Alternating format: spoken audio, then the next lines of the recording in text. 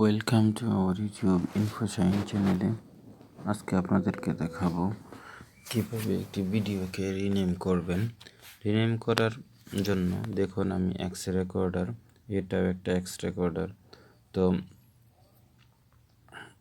একই নামে দুটি আছে, আমি এটাকে রিনেম করতে চাই।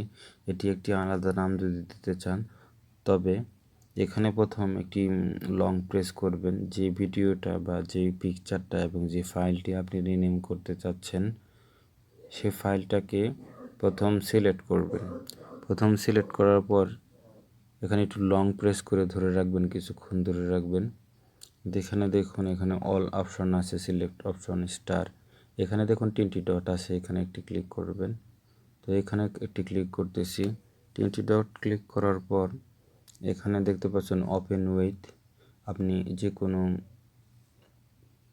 ব্রাউজার দিয়ে ওপেন করতে পারবেন।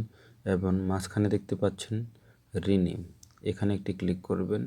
রিনেমে আমি ক্লিক করতেছি। রিনেমে ক্লিক করার পর এখানে রিনেম দিয়ে দিবেন।